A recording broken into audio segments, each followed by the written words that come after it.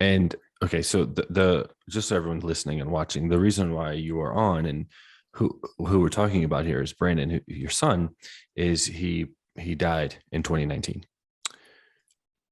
I'm saying died because there's other circumstances that go with that. But he died under very like tremendously suspicious um, way, basically. From everything I've seen, I've heard, and I've read just today, I'm in like awe actually and shock of the lack of everything that didn't happen in this case. And honestly, if it wasn't for your efforts with your Facebook group, with you promoting it and you talking about it, this definitely we would not be talking about this right now. From what I can guess, can you kind of tell me, first of all, who Brandon was?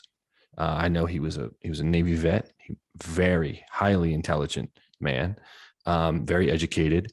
So this, and I'll let you talk about him in a second. But when you hear this about Brandon, and then you understand what happened to him, that's the first thing I thought of. I'm like, this doesn't match. This person doesn't match what happened to him.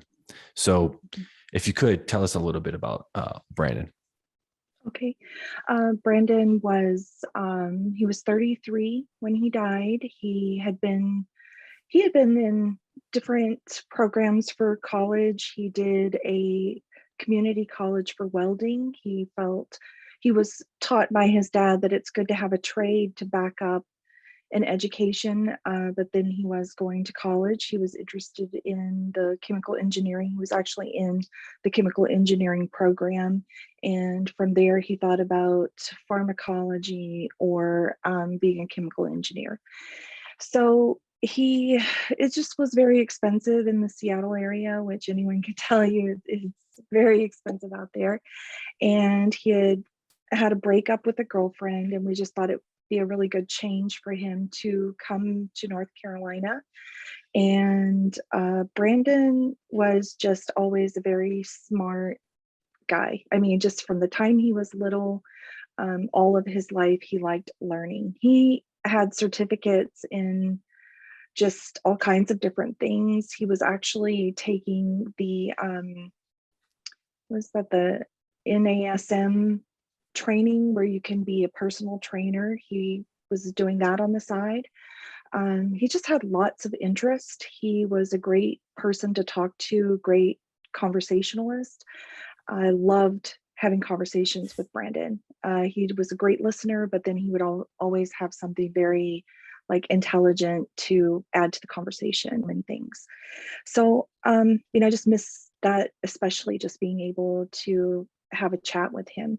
Right. And he was helpful to me.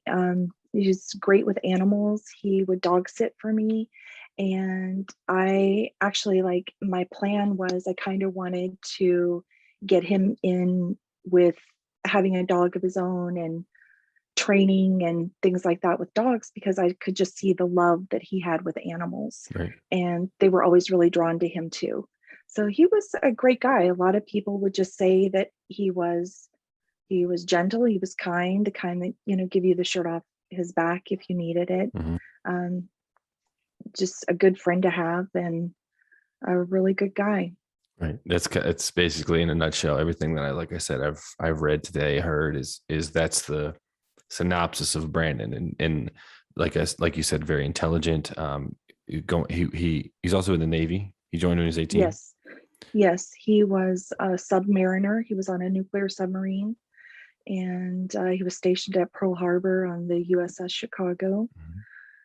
Yeah. So well traveled, well educated, just well rounded, just good human being, right?